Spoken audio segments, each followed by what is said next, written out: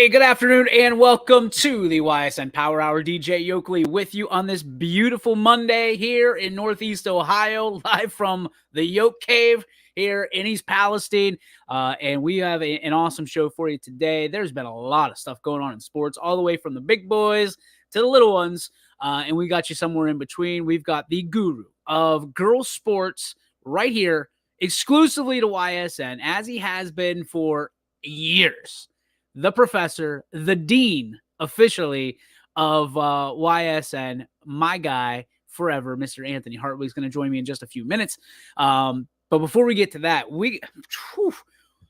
I got to ask you at home, it had to be a great experience yesterday watching football, because I think we all understand football, one of the great American traditions. And I think I can say tradition. I don't want to say pastime, because it is truly a tradition. I know where I'm going to be on Sundays. I'm a pro sports guy, maybe not as much. I say that we're an Ohio State shirt. I don't even like Ohio State. I love the hoodie. I mean, I'm a fashion guy. I think I almost call myself fashionista. Don't want to do that. That'll be a meme before the end of the show. We don't want that on my conscience. But I will tell you that pro sports for me, football is it's football, NFL, and it is 6 feet and everything else. Baseball when it comes around, obviously, but that's even tough to watch because of the way the salary caps are and things of that nature. NBA, I am way out on. After even 2016 was hard to watch for me with the Cavs, but take it back maybe to the first era of LeBron with the Cavs, and I'll show you some love for the NBA. But I got to be honest with you, I am kind of excited about this UFL thing. I really am. I know it's not till March and April, but I think that's going to have some. But I say it every time: the XFL, the 7 times it's come back, that's the next big thing. The USFL, I thought was going to be huge. I just don't know. But there was wrestling over the weekend. We got a lot to talk about. And there's only one guy. There's one guy that I can bring in and talk to about all of this stuff because, again, he is the guru. He is the content director. He is the social media director. And he is the guru of your sports network. Ladies and gentlemen, I bring in the dude, Mr. Anthony Hartwig. What's up, buddy? How we doing, DJ? Oh, I wish I was doing as well as you, man. I really I did my best to not bother you yesterday. I was rooting for the Chiefs. I have my Mahomes jersey in the closet waiting, but I wasn't going to jinx you. I wasn't going to jinx you until possibly the Super Bowl. But yesterday, man, the Chiefs come down. They roll right into the end zone. There's some swag to him. Kelsey was playing like he was 27 years old.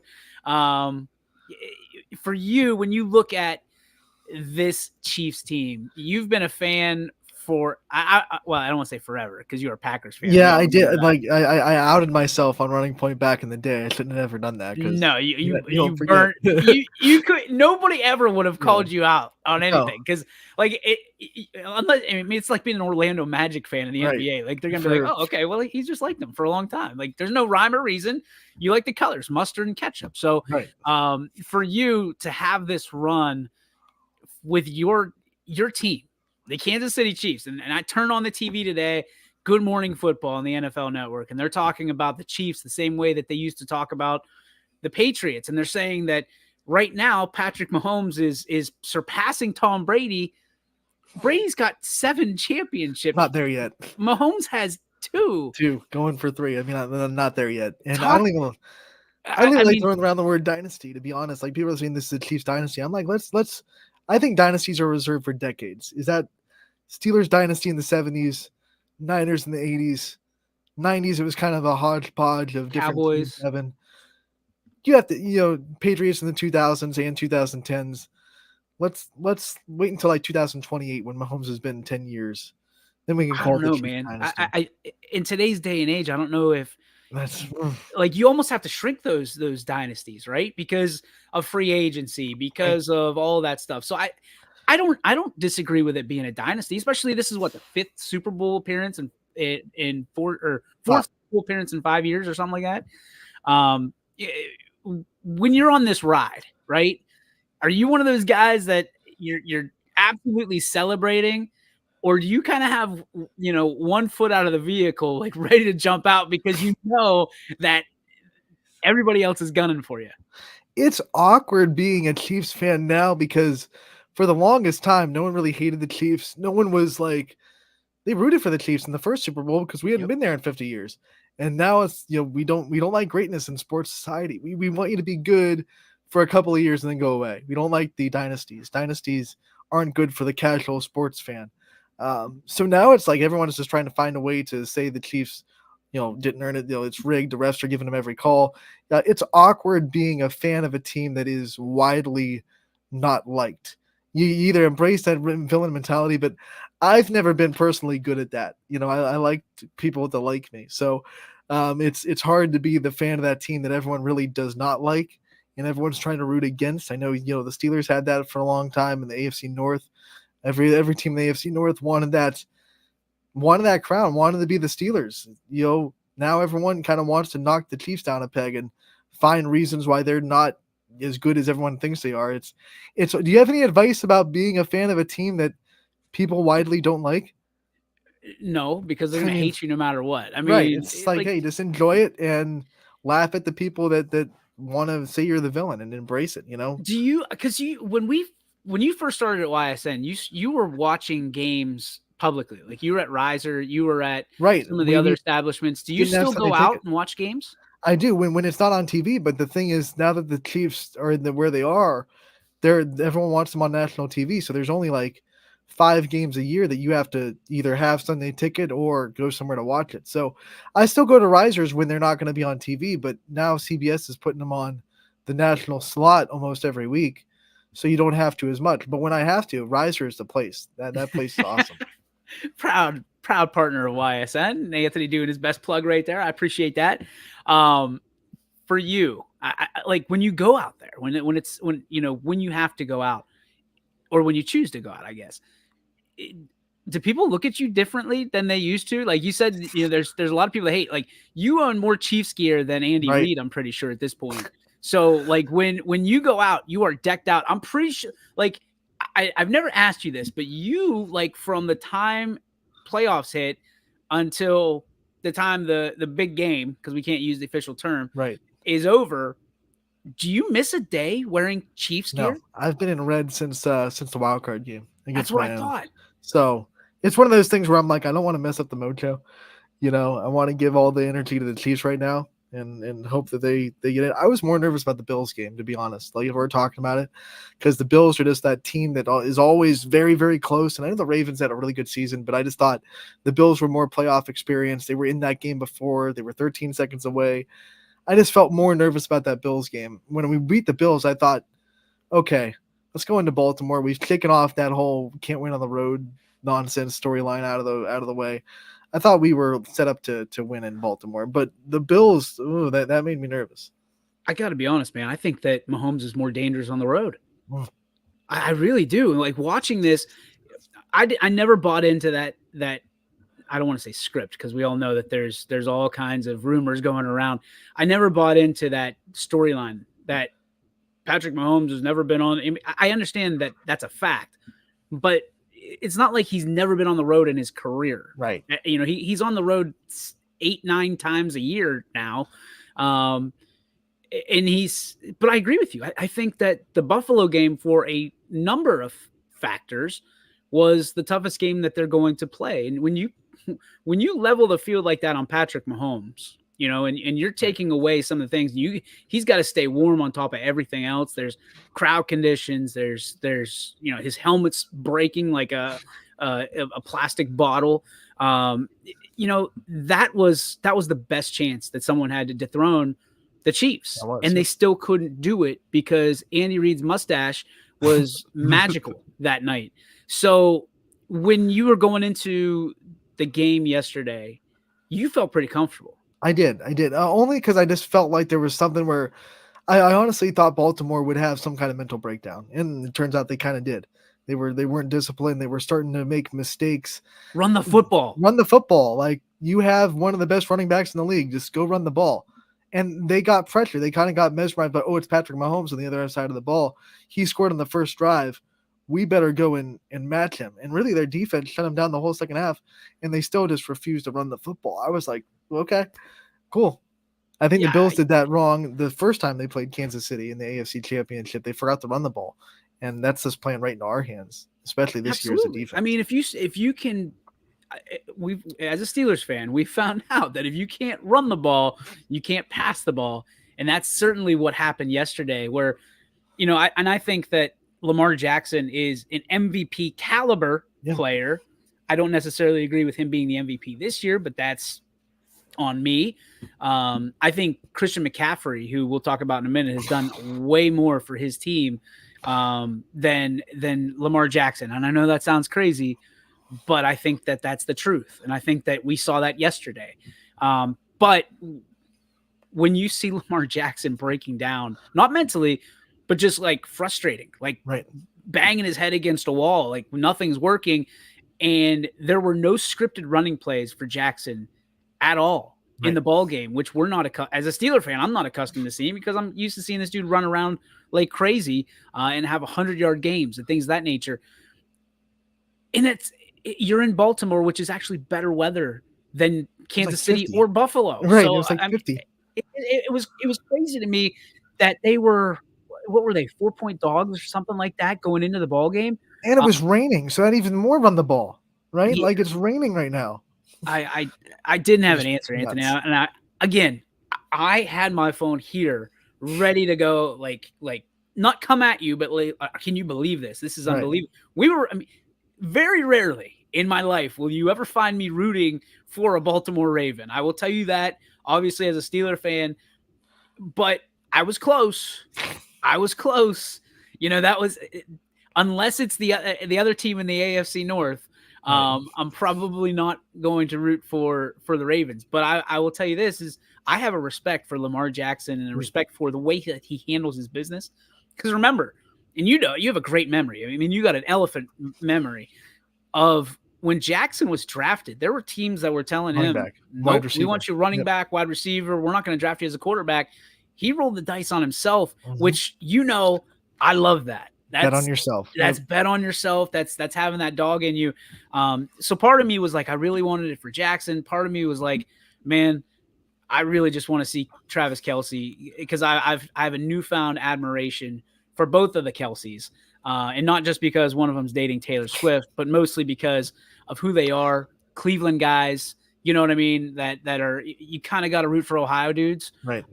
Especially doing what we do. So for you, what has been the process of your love-hate relationship? Maybe not hate, but love, and oh my gosh, where did 87 go for the Chiefs this year? Because I know you've had some frustrations with, the Chiefs are in the spotlight and you're not used to it, right? You're used to, like you said earlier, you're used to kind of being able to root for your team and nobody bothers you. That's not the case, and especially now with the magnification of 87 and T Swift. One of the things that I think, Travis Kelce, like, the reality is he's getting older. Like, that's just, I think he played this season very smart. I think he said, why am I going to exasperate myself for the regular season and then be gassed for the playoffs? I think we saw once that playoffs hit, Travis Kelce was fresh. He took week 18 off. He was, go out and be Travis Kelce again. I think his down year, he was going to be a 1,000-yard season. Like, if he played week 18, he would have gotten 1,000 yards. I think a lot of receivers, tight ends would love to have a down year be a 1,000-yard season. I think he just went a long time without a touchdown. I think that's what people were the most shocked about. And that might be a design thing. The Chiefs weren't using him in the red zone for some reason, which goes back to play calling and putting your team in the right position to go win the game. The whole receiving core for the Chiefs, it was like they were bad the regular season, and then they just turned it on in the playoffs. I don't know how you do it. I don't know how that happens. But it happened. Like, MVS couldn't catch a cold in the regular season, but here he is catching a 30-yard bomb to seal the game in Baltimore in the playoff game. It's like, what makes them do that? I don't know. I can't explain it. You just turned on the playoffs and you say, we know how to win playoff games. And I think that's it. I think the experience in the playoffs the last 5 years has really helped them understand that they're in every game. and we saw it especially last night with the game in the NFC with San Francisco and Detroit. Like you're never out of a game, and Right. you know, how much I think of the greatest quarterback of all time, Mr. Tom Brady, Thomas Edward Brady. For those of you who don't have respect on his name, but I would say that there's another quarterback, and it's not Patrick Mahomes, that is kind of riding that same plane in his second year. Brock Purdy. Do you have respect for this guy? He's a lot better than Jimmy Garoppolo. I'll tell you that much. Well, yeah, but like for you as someone going into this game, and you're looking, there's people. He doesn't play for the team. Like, stop it. We're fans. We're allowed to say we and us, and like that's how it goes. Going into this game, who is the 49er that you most respect? That even though they wear a different color uniform, you're like, man, that guy can really hurt you, and he can be a game changer. Well, it's the obvious Christian McCaffrey, right? That's obvious. But I'm going to go on the defensive side. I think Warren at 54, like I do not want him anywhere near us. He had a pick in the Super Bowl last time that most times seals the game. They put them up by 10 with like 7 minutes to go with the ball. But I don't like. I'm nervous about their defense, to be honest. I know it gave up a lot in both of those games that they probably shouldn't. Their secondary a little bit sketchy, but those linebackers of San Francisco and the line, Bosa, that defense is gonna be tough again. And the Chiefs offense, even though they scored in the first drive, they didn't look great in the AFC Championship game. They're a defensive team. Don't get that twisted. Like, Chiefs are going to win with defense. They're not going to blow people out. This probably won't be a 37-33 game. This will probably be in the 20s. Anthony says bet the under. Bet the under. We can say that now because it's legal in Ohio. We can. You don't have to say bet Skittles anymore. Okay, so my next question for you is everybody, Anthony, I can't tell you how, and I'm surprised I didn't get a text from you last night. How many people are armchair quarterbacking being the head coach of the Detroit Lions right now, saying, "Oh, he should have kicked the field goal." They're afraid of field goals. This has been Dan Campbell's MO all season long. He believes in his players. He trusts his players to make plays, which is, in fact, why they are in the NFC Championship game to begin with, if you ask me. You've got a kicker who's been on 5 teams, I think in as many years, if not less. I watched the Pat McAfee show. I love it. Pat says it's a chip shot at 48 yards.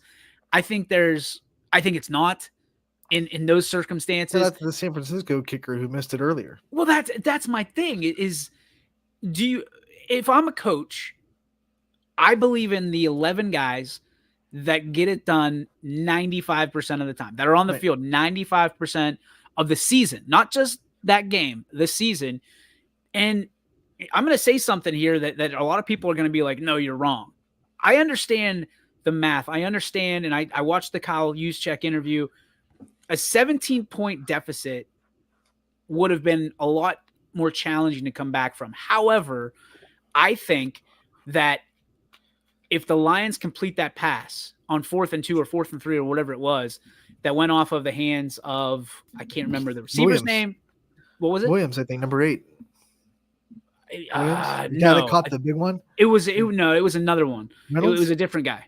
One of the 4th and 3s, right? Right. It wasn't their big one. It wasn't Amon-Ra. No. He kind of went away in the second half. No, it was a catchable ball. Yeah. It was a catchable. It was off the hands. Right. And back into the hands of San Francisco. You can't blame Dan Campbell for that. You have to understand that was the right play call and poor execution. And as I was talking to Coach Scragg last night, trying to explain myself, because I do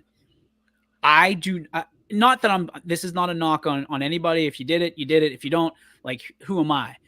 But some of the people on Facebook that are arguing that, oh, you got to kick the field. They have the hardest choice they have to make in their day is sweatpants or jeans, right?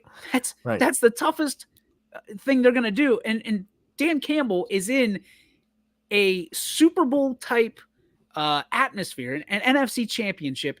He has to make and live with that decision for the rest of his life, because that's how people will remember Dan Campbell. Because in his post game press conference, he goes, "You know what? We may never get here again. Right. This is a tough stage to get on."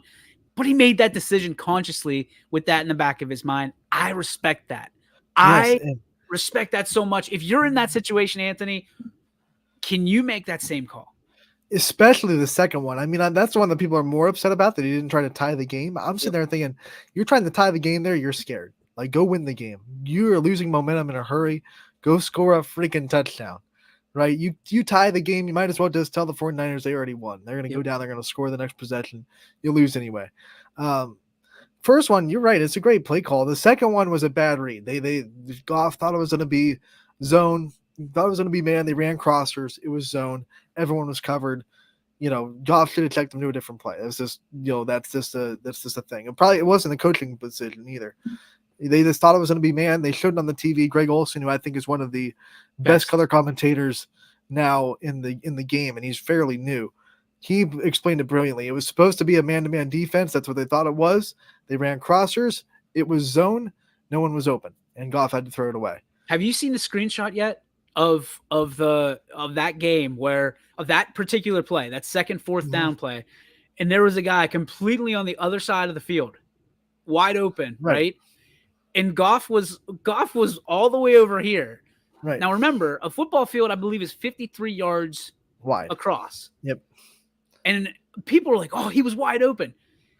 Jared Goff, as good of one of the best quarterbacks in the NFL, arguably, right, is not going to plant, turn around, see behind him that he's wide open, and throw it 53 yards to the other side of the field, and then get a touchdown, or even 2 yards at that point, because, oh, by the way, there's 11 guys on the other side of the ball that get paid too. Right. And he was really close to giving his receiver a chance to catch that ball. You watch that play, like St. Brown dove for it, and it was only like 2 feet away from him. So, he gave his receiver the best chance in that situation to catch the ball. If he throws it 2 feet to the left, he might be able to make a diving catch, and then they make a miraculous fourth down save. Football comes down to plays, right? Like the one San Francisco touchdown was off the Lions' face mask and caught for a touchdown. It's a little bit. I love his post-game interview. He's like, the ladybug landed on my shoe. Ladybug on my shoe, right? I'm just really interested. I think this is a very unique, and I say unique knowing that they met 4 years ago in the Super Bowl. But people are mad about it. I love that. Like, hey, rematch. Let's go. Let's see who's grown the most in 4 years. Same coaches. I think that if the Lions were to have gone, I think the Chiefs would have steamrolled them. It'd be the Chiefs against the world, though. Like, no one would be rooting for them. And no one out of Kansas City. No, everyone would be like, Lions are the darling, right? That would have, and they have been. They've been the America's sweetheart for, the last 20-some weeks. And for good reason. Like you said, everybody loves the underdog story. Right. That's why this confuses me. Why does everybody hate Brock Purdy? I'm going to ask Gary this tomorrow. Why does everybody hate Brock Purdy? Because he doesn't fit the mold. Like, he's a game manager that's winning, and you're not supposed to do that. You're supposed to be an Alex Smith, a game manager that can win regular season wins, but never win the playoffs. You can't. He's breaking the mold. He's breaking the rules. When you break the rules in football, that's why people didn't like Lamar Jackson. You're not supposed to be a quarterback that can do the things he can do. How about that catch yesterday? Oh, he made a couple of plays that only Lamar Jackson can make, like bending out of a sack, getting back up, resetting, and then chucking a ball 40 yards down the field for a touchdown. That's only Lamar Jackson. You ever seen a stiff arm like his? Well, Derrick Henry, but out of a quarterback, no. Not even Michael Vick could have that. It's incredible. Michael Vick wants to juke out of you. He doesn't want to stiff arm you. Was there a part of you yesterday when that pass was tipped up in the air that was like, oh, interception, and then you saw Lamar and you're like, oh, no? Yeah, because it happened to us in 2017 when Mariota caught his own pass for a touchdown. So I had post-traumatic stress because we lost that game in Arrowhead to a 9-7 Titans team when Marcus Mariota comes in and catches his own deflected pass for a touchdown. I forgot about that. I forgot all about that. I mean, he caught that like he knew it was happening. Yep. I think he just saw it right out of the hand. He's like, "Oh, I'm going to get this." And the disadvantage for the defenders, he's not facing the ball anymore, so he has to turn around and track it. Justin Reed had no chance, and Lamar Jackson, he's a freak. Oh, he's so fast. He's so fast. All right, so obviously you're picking the Chiefs in the Super Bowl. Is this going to be a runaway? Is this going to be a 4-quarter affair? What is this going to be? I think it's going to be a 4-quarter game. I'm going to say in the 20s. Let's go 27-21 Kansas City by 6. Ooh, okay. You heard it here. Wait, you said it was under 30 though, or Under you meant 30. that both teams under 30? Yeah, both teams under 30. Okay. That's what I meant. Yeah. So you want, I don't even know what the over set at right now. So you're saying if it's 60, you're betting the under. Right. Okay, fair enough. We got to take a break. When we come back, the real reason that you're here, we have all the fun stuff and the exciting stuff that everybody wants to talk about. But the stuff that we talk about on the daily basis at YSN, we're going to get into because we have, this is called a teaser for those of you at home. We arguably are seeing the best era in girls basketball. Arguably, the greatest of all time has made her mark. And we're going to talk about her, and we're going to talk about a lot of the local aspect of it when we return on the YSN Power Hour, proudly brought to you by our friends over at Toyota Warren. Back after this. We believe expectations are made to be exceeded. At the new Toyota of Warren, it's about more than just getting a great deal. It's about service you can count on and a friendship you can trust. Year after year, we've done what we do best. We've gone the extra mile so you could too. Because we know it's just not about buying a new car. It's the start of a new adventure. Toyota of Warren, driven by you. It means the world to me to know that what we're doing is impacting people. And whether it's simply, I got to watch my son or daughter when I was out of town, or we just love watching YSN, we love what you do for our son or daughter. So whenever someone says thank you or someone is appreciative of what we're doing, it tells me everyone at YSN is doing what we initially set out to do, which is shine a light on these athletes and help them kind of promote themselves. My name is Anthony Hartwig, and my sports network is your sports network. Hey, I know that guy. I know that guy pretty well. Anthony Hartwig joins us here on the YSN Power Hour, presented by our friends at Toyota of Warren. DJ Yoakley with you on this Monday. Ant, I mean, you and I do the majority of the graphics. Right. You do the majority of the content and the social media and stuff like that. I know we've had this conversation before about the amount of 1,000-point scorers in this area, and it seemingly just continues to get larger and larger every year. This year, maybe it's lower because we have a lot of players starting. Right. Okay. A lot of the seniors graduated last year, you know. Yep. So we have a lot of new faces that are kind of starting to emerge as the new superstars. So there's like a log jam. Slow. Yeah. There was a log jam, you're saying. Okay. Yeah, now we've got, I mean, you've got 3 in JFK alone. Two in the same day. I mean, yeah, 2 in the same day. And then you've got Nick Ryan that comes up, last week as a junior, right? And he's a 1,000-point scorer. That team is unbelievable. The number 1 overall in the YSN Power Rankings, which we'll get to here in a moment. But there is no greater graphic that I enjoy making, putting time and effort into. And I don't know if you're the same way, than the 1,000-point score graphic. Right. And you debuted a new one that looks killer. When Mackenzie Riccatelli got 1,000, that was like, oh man. And I feel bad because everybody's all over us about Mackenzie Riccatelli. If you haven't seen, and I get the pleasure to go away tonight as the Boardman Spartans play East and watch them on the road. Mackenzie Riccatelli, we call her the McCloser, because that young lady is doing things that nobody else can do. And I don't care what uniform they wear. Right. She is an outstanding talent, but she's even better off the floor. The way that she inserts herself in the community, the way that she, represents the word role model. And, I'm big on that. That is incredible to see, which is why it's, we push so hard, because we do see this stuff on both sides, the student and the athlete side of things. But I'm excited about her. But Ant, there's one young lady out there that has been incredible. And I'm talking when you're saying under the radar, you're talking about like below sea level under the Right. radar. And she comes from Southern local. Ashley Schroeds, to me, deserves to be in rarefied air, as this past weekend, she's breaking records. Yep. She's got 2,000 point scorers or scoring to her resume now, which I know you probably know some of the 2,000 point scorers. I think only I don't. one other one in YSN, Dayton Harris. Yeah, The only other one. and that's it. And she went to Pitt. Yep. Right. So you look at Ashley Schroeds, and she's another one that a lot of people sit there and poo-poo what she's done because, well, look who she's had to play. I'm sorry, it doesn't matter because she did it.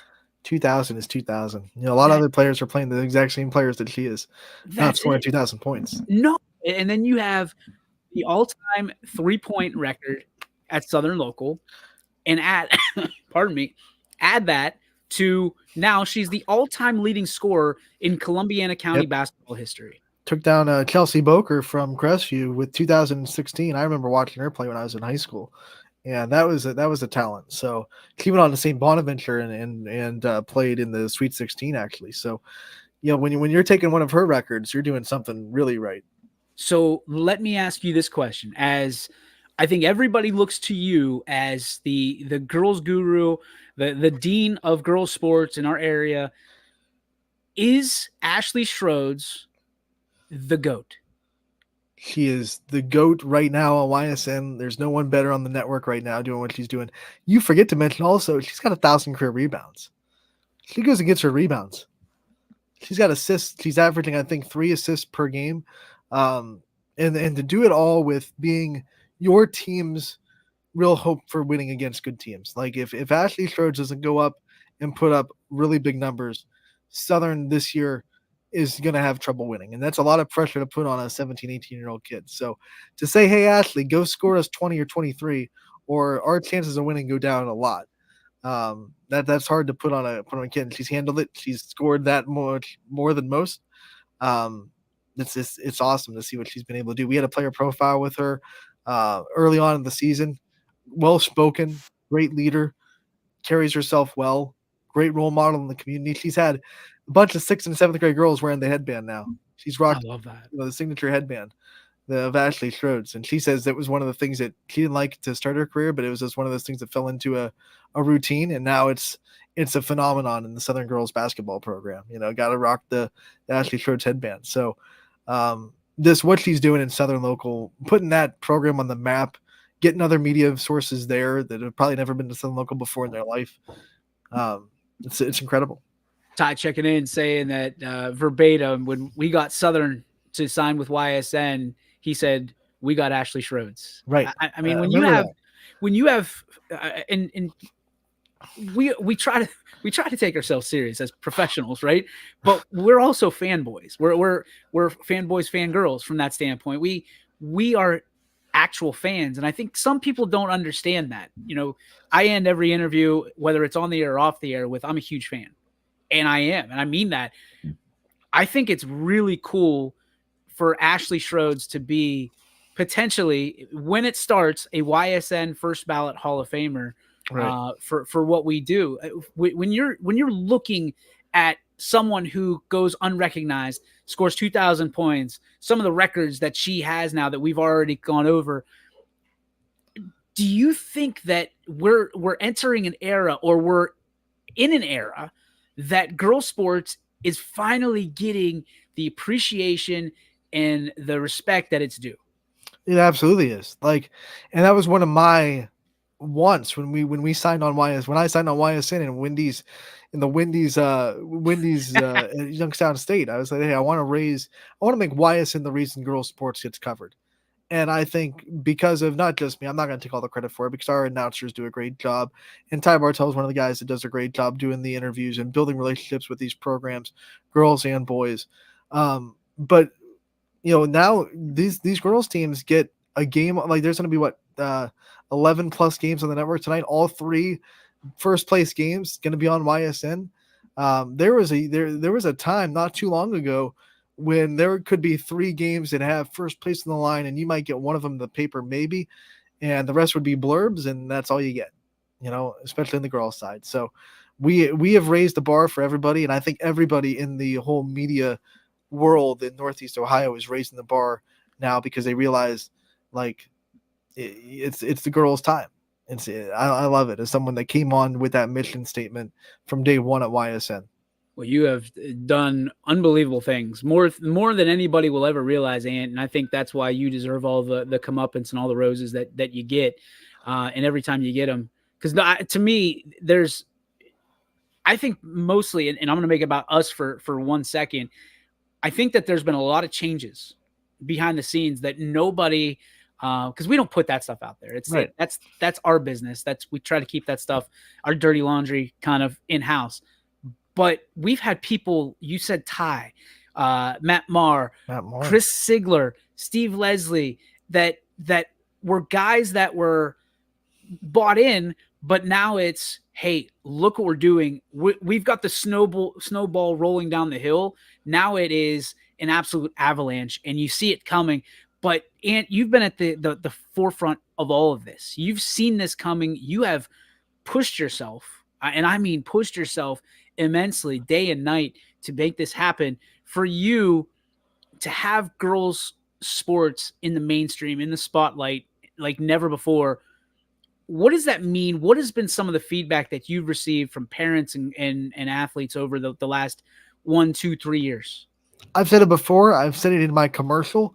It's making impact in more people's lives. And that's the one thing I love about it. That's the thing I love most about my job, is because you're shining a light on that student athlete, you're making an impact in their life, because that's something that they didn't get before. And some of these girls have never been interviewed before. And I think a lot of the feedback that I get that I took for granted was that you're teaching my kid, my son, my daughter, whoever we're interviewing, how to be interviewed. And that's something they can use for job opportunities. That's something they can use if they're an athlete at the college level and post-game interviews to sound more professional and sound more well-spoken. We're sharpening these kids' teeth to go and actually use it in their future and be successful. And if you ever thought, well, why is in a sports media company, what can they do to really help these kids in their future, when they're going on to be doctors and lawyers and all these great things? Well, we're helping them. One thing we can say for sure, we're building their interview skills, we're building their public talking skills, because there haven't been almost any interviews I've done, or I think you've done, there where we go, that kid just did not know how to talk to us at all. Well, I walk away. There's a couple that I walk away from, and the parents are like, "Oh boy, boy. We're good. One's good for my kid." But with all due respect, like it's hard. We were nervous. I still get nervous when I do events. I know you do as well. Mm-hmm. You just never know who's listening. I mean, one of my spark today is going to be kind of about that. Is kind of understanding when it's okay to be scared and when it's not. But it's interesting to see the response, because we go from, you were there when things weren't necessarily taken seriously here at the network. Yeah. You were there when we were cutting our teeth on some of the things, and we continue. And I got to give a lot of credit to Chris Sigler. You talked about, all 3 first place games being covered tonight. Right. That guy has come in mid-season and has absolutely been the iron that sharpens iron, pushing everybody, literally pushing everybody to be better, because that's just the kind of guy he is. And that's the expectation that he has, not only for the network, but the expectation that others have for us that we don't necessarily see, because you and I, with the content, we've talked about it before, more content than there's ever been on our website, more games than there's ever been on our website, but more stories and more interviews and things of that nature, which is, for you and I, it's a really, really good feeling, but it's also very tiring and very challenging, because these are coming in all hours of the night. I know you and I kind of work opposite ends of the spectrum. I'm the early guy and you're the late guy. So, typically, if there's something going on at 2 a.m., Anthony's usually the one posting it. If there's something going on at 5 a.m., I'm the one posting it. You got it. But for you, and we talked about this kind of before we jumped on, changing gears a little bit, there has been a stigma, there has been a connotation about basketball in this area, and how it never seems to live up to anything. And we know that football is always going to be king. It doesn't necessarily bring the most championships home. I think baseball and softball do that better than any other sport kind of compacted on the network. But basketball, to me, Anthony, has taken a seriously big step forward, especially in the last couple of years. Yes. We talked about it. The big dogs of the Valley alone, we've had 4 weeks. Tomorrow, or Wednesday, excuse me, will be the 5th week of the big dogs. We haven't repeated at all this year, which is something usually we're already doing once or twice. Right.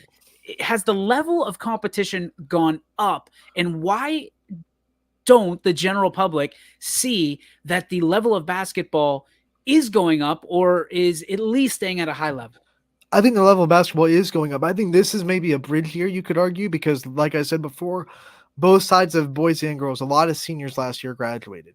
A lot of really good players left. But because of what they brought to the table for 4 years in their respective programs, you're seeing a lot of new kids step up and really do a great job of keeping that program where it's at.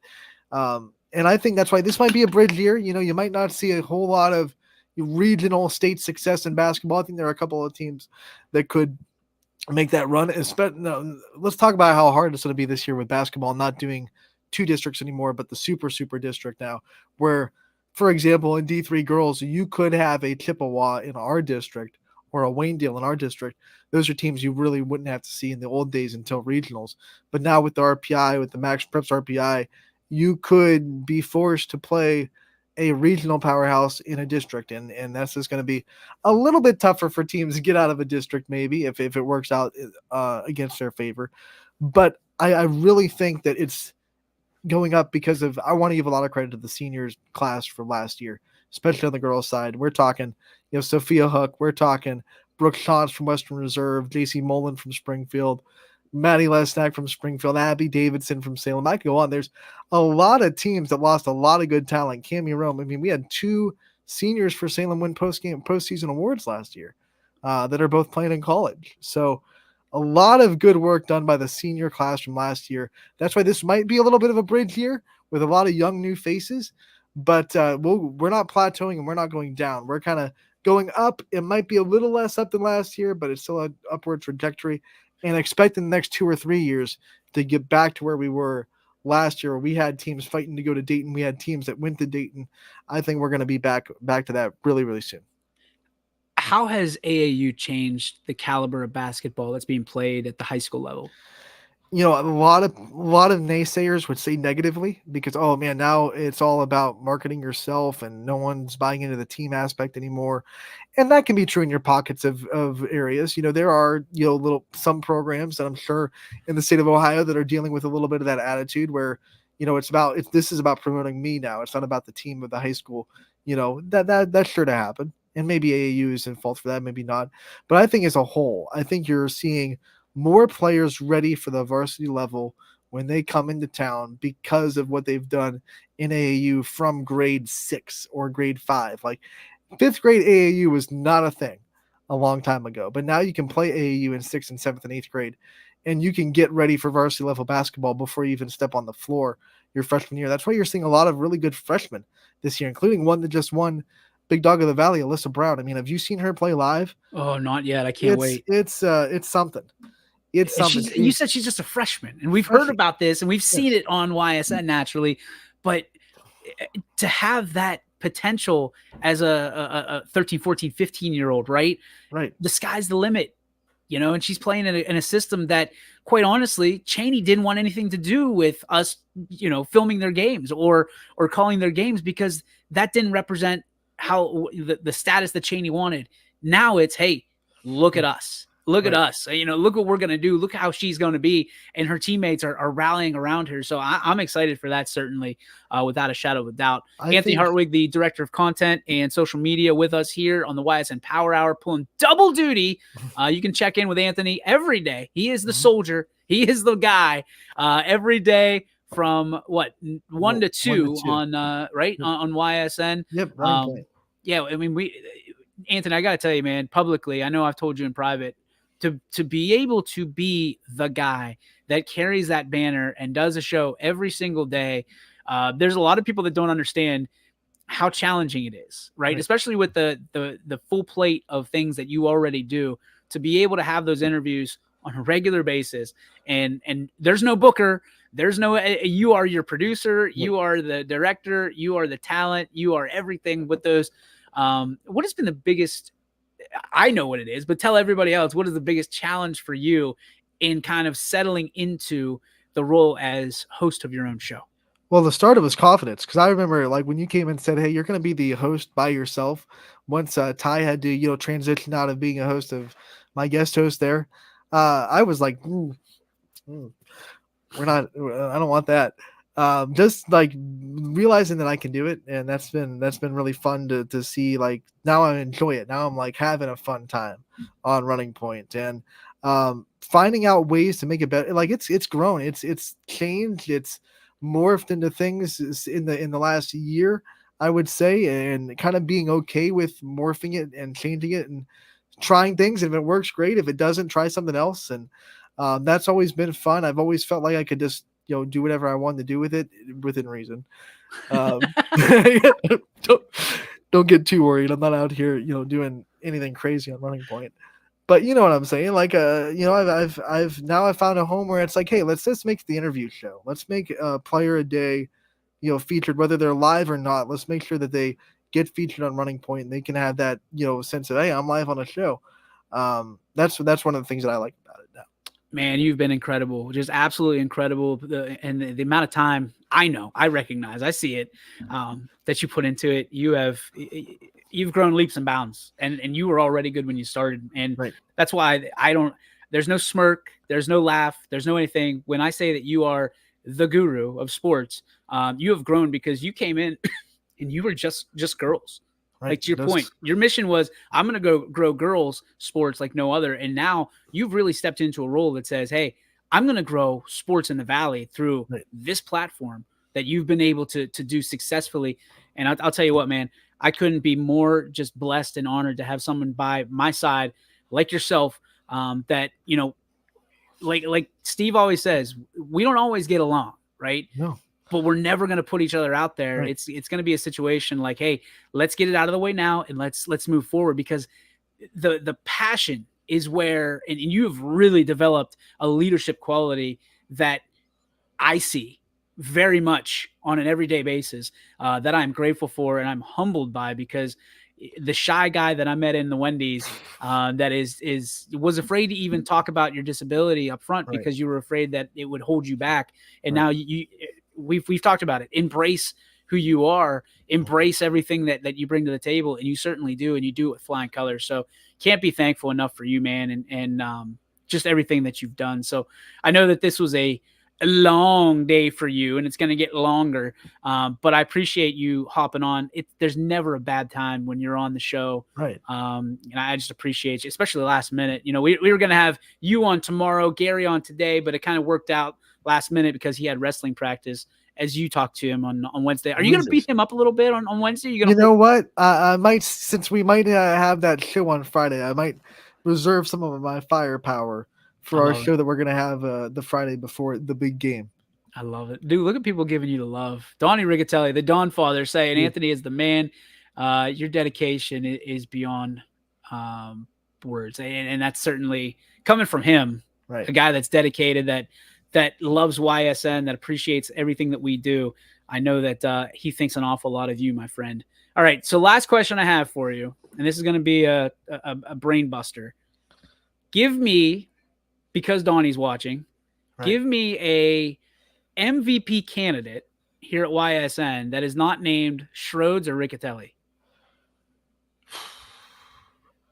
Okay, give me a minute. You got it. I gotta go through my because there's a lot of players playing really well.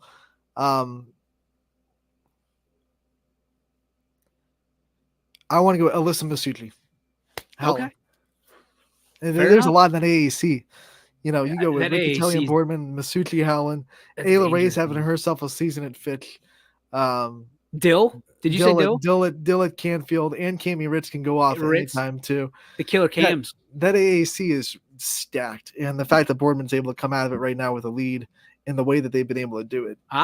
Sophia Gregory. Sophia Gregory, yes, and she does a lot of under the radar stuff too. I mean, she is one player that sacrifices points per game to get other people involved.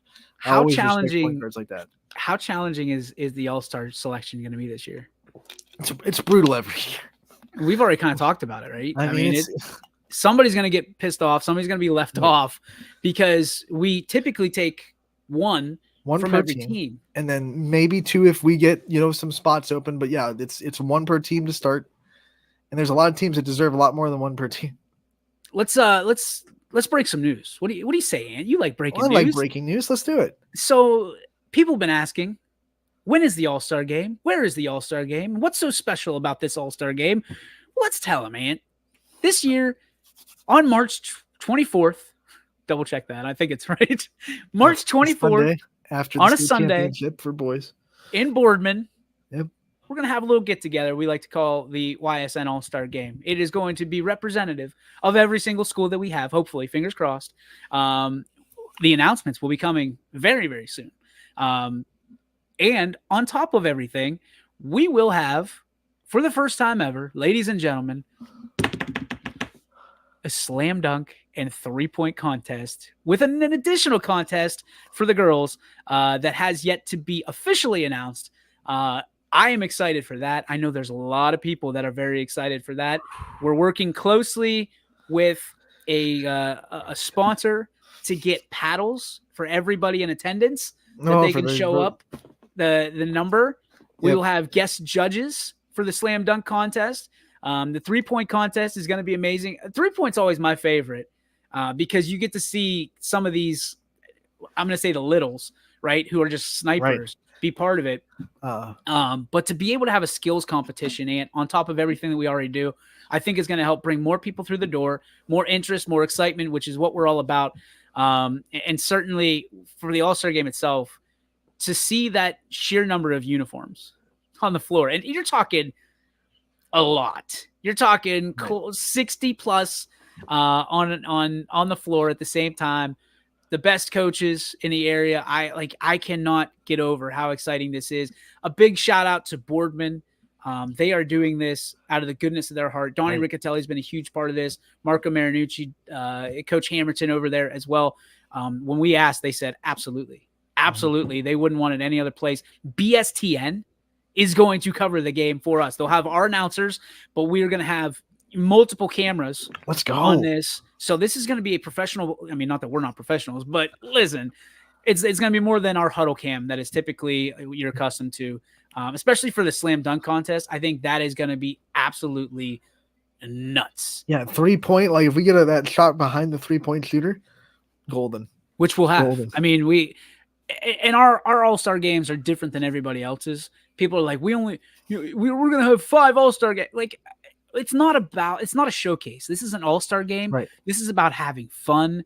The music's going to be playing. DJ Mascola is going to be playing the entire time that the players are on the floor dunking or shooting or playing. There's going to be music going on. This is a celebration. This is not a contest. This is a celebration. Surely when you get 60 plus competitors, there's going to be a competition. However, the way that they all interact with each other, that is my greatest joy. And I think one of the things that I saw in the volleyball that I think we're going to have conversations about, things that they can do when they're not on the floor, that they can interact with the fans or interact with each other. That's going to be a real fun thing to try to decide what we're going to do with that too, because you're right. It's an event. It goes way beyond just the 10 players that are on the court at that moment. What these players can do on the bench, what these players can interact with each other, meet players that they've never met before, play with players they've never met before. Basketball is fun because it's a sport where you can just roll out the ball and say, go play. Volleyball is one where you have to have a little bit of a practice before, but basketball, it's just say, let's roll out the ball. Let's play some hoops. I love that Sam is here and talking about how the slam dunk contest is going to be incredible, because you and I both know that there's only one guy that can do that contest on the mic, and that is Sam Torres. He lives for dunk calls. Oh, and that might be one of the rare times that it's not a flag football event that we bring Ty up and have Sam and Ty going, because the peak of that volume, you're gonna You're going to want to turn it down, not Headphone because warning. it's bad commentary, but because they'll blow out your speakers together. Headphone warning. Yep. If you're wearing headphones, just use this. Because I jump at everything. Well, yeah, you're out for that. But the girls comp, you're definitely in, and obviously on the call of the actual All-Star game, you're definitely in. But I will say this: there's as much celebrating as there is to be had during our All-Star games. The number one thing that I always am passionate about, and I know that everybody that works at YSN busts their ass to be, mindful and respectful and point to, is we always have our All-Star games have something else that we're doing, and we like raising money for organizations that are doing great things. And for the first time ever, we're going back to the well for a second time to represent Sleep in Heavenly Peace. We did it this fall, and we're doing it again this winter, because I believe in this organization so much. There's so much, to be able to give to kids that don't have a bed, and to even think about children who are sleeping on the floor or are not able to make ends meet. I think it's, for us, it's an easy point. And we say, this is what we're going to do. And we're going to raise awareness, which is something I think we do better than anything and anybody. And we're going to make sure that there are plenty of beds, because I think the worst thing that I could ever think of is to not have a place to put your head at night, and to dream the dreams that we are encouraging every single day that these student athletes dream, whether it is on the field, on the court, in the classroom.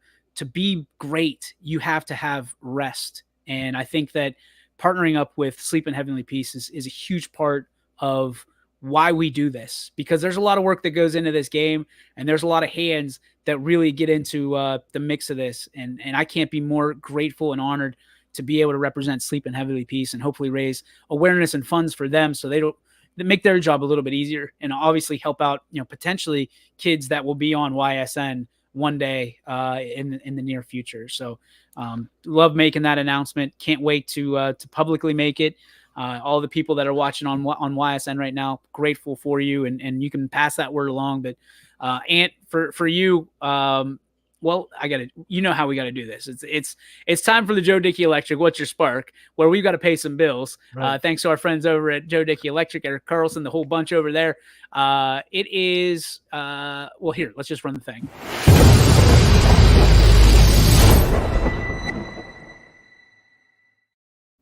Anything that is electric, you need to go to Joe Dickey Electric, which is easy as going to DickeyElectric.com. Anthony, what is your spark? Well, I could go for the low-hanging fruit and say the Chiefs are in the Super Bowl, and that would be fine. But my spark today is simply that we have 3 games on the network tonight. All of them are a first place on the line. All of them are going to be games between superstars on both sides. We have Champion versus Crestview. We have Middle Ridge versus Springfield. We have United versus Columbiana. And all of them, like I said, first place on the line in their respective conferences. Can't wait for all those matchups, and they're all going to be on YSN. Thanks to our wonderful announcers, Chris Sigler getting him there, and our announcers putting in the time. No one else on the planet is going to have a night like that. So it's going to be a fun night on the network. That's my spark today. Well, look who jumped in. Guy we haven't heard from in a while said the Lions got screwed. Nice game, Jeff. Nice game. Great game for you. It's like you seen the meme that the 49ers put where they had the Rafiki throw the lion off off Pride Rock? No. Let's calm down a little bit, 49ers. You got another game to play. It's such a meaningful organization. Yes, Sam, it is. Appreciate you so much. It is the lone reason I'm rooting for the Chiefs. Hey, whatever it takes. All right, my spark. All right, so for those of you who don't know, I'm a pretty big Steeler fan. If I turn this camera around, there'd be Roethlisberger and Heath Miller and Sidney Crosby all over, but I've got more Roethlisberger autographs than I think have anything else in my world. And that's saying a lot, because I got a lot of jerseys, a lot of shoes, and a lot of hats. But Ben Roethlisberger, my favorite Steeler of all time. He's from Ohio, right? He played for my favorite football team. Anthony, I wake up on Saturday a little later than normal, right? And I get a text message from Sigler, and it's, hey, athletics is packed. Awesome. Our partners, athletics over in Columbiana, they're packed.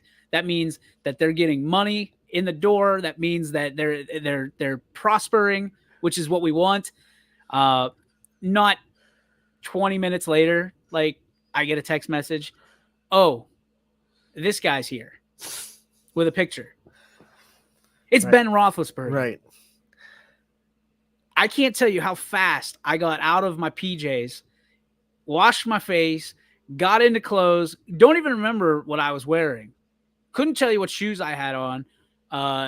Threw on a YSN jacket, a YSN hat. But, I mean, I was at athletics from East Palestine before I actually felt the rubber meet the road. Fastest I've ever traveled. Right. And then I get there and I've got to reverse course to get shuttled in because there's so many people there that every parking space is and beyond is taken. So I've got to park over at Firestone Farms, get shuttled in, and lo and behold, Siggy's there. He's watching his niece doing a wonderful job of she and her teammates of representing their organization. And head coach Sarah Lowe, who you might know from Beaver Local, is there leading the charge. And I'm looking. I can't find him. And I'm like, man, I'm excited to be at this JO tournament, but I'm kind of there for another reason, right? Just to maybe have the chance of my life to meet my hero on the Pittsburgh Steelers football field. We're standing on the wall, and literally you go in, turn right. We're standing on the wall because, again, there's so many people there. Crossing our face.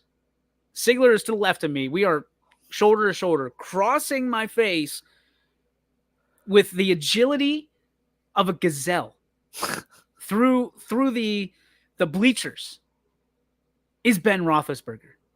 Just Anthony, closer to me than this microphone is right now, was the guy that I praised on the football field, that I just absolutely cherished, and the greatest quarterback to ever wear the black and gold.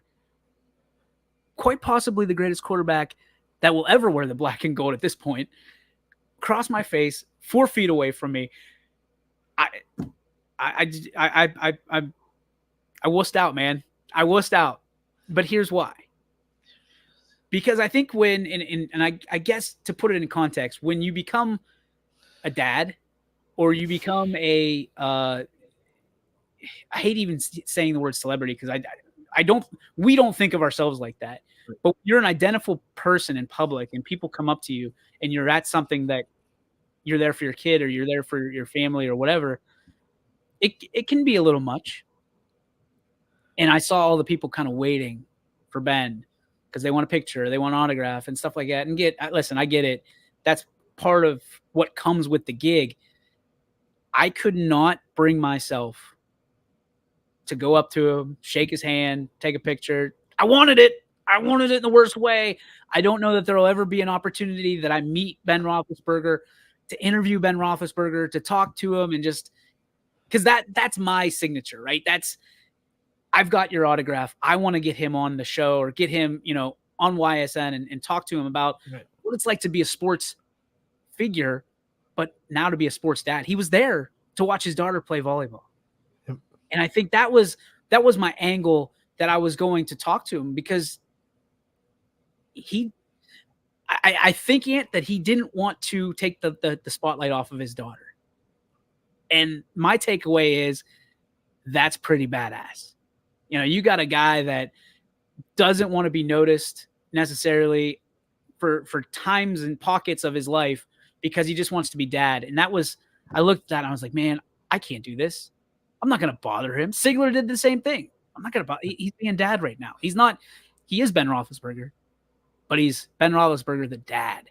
And I think we get caught up way too much in today's world with, not that there's anything wrong with getting a picture with your favorite celebrity, or getting, having anything like that. But man, while I was bummed out, I kind of, wanted to pat myself on the back for not being that guy, right? Because it's easy to be that guy sometimes. So that was my spark. I don't know if it's good, bad, or indifferent.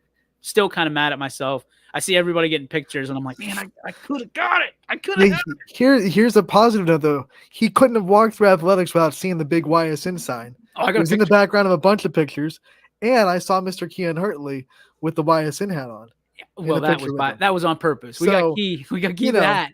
But so, he did. I was in the fishbowl. I was in the studio when he did one of these, and he looked up and he looked down at us, and he looked back up at YSN, and he kept on walking towards the golf suites. And like I told somebody on Saturday, for a split second in his world, he probably wondered what the hell is YSN and why is that guy in there with a bunch of basketballs and volleyballs and a microphone. I crossed Ben Roethlisberger's mind for 1 second, and that's all I care about. Well put. And a lot of those people that took a picture probably didn't even cross his mind. He was probably just in robot mode. Take the picture, have a nice day. You crossed his mind. Well, I don't know about all that, but I'm grateful nonetheless, and maybe someday, fingers crossed, our paths will cross again, and I can get my the interview and talk to him about being a dad and being a sports dad nonetheless. So, and I can't thank you enough. You are my hero today, my friend, and I'll let you on this show anytime, and I can't wait to take a picture with you.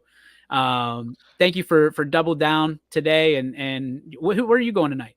Poland South Range, Fish and Blanche, getting together. Daddy, Oh, daddy, that one might get out of hand. That might be a little bash at the beach, if you will, with those two. Those two, I can only imagine the conversations that happen between. They're the bromance of YSN. If we made a bromance comedy about like two of our coaches, it'd be Blanche and Fish. I love those two. Love them. Would love to have now we'd have to get an adult sponsor, like a Birdfish or somebody to which would be perfect for Fish to do it. But I think that would be a hell of a show here on the network. So maybe put that bug in their ear. See if they want to do something like that once a week or once a month here on YSN. I'll get it sponsored if they're going to commit to it.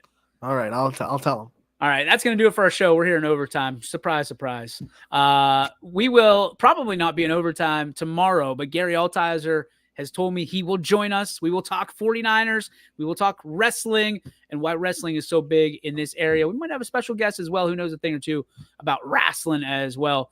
You'll have to tune in for that one. But certainly, Anthony, can't appreciate you enough. Thank you so much for spending some time with us today and talking about the Chiefs, talking about hoops, and talking about the greatness that is girls sports here in our area. For Anthony Hartwig, my name is DJ Yoakley. We'll see you tomorrow, 3 to 4, right here on the network. Peace.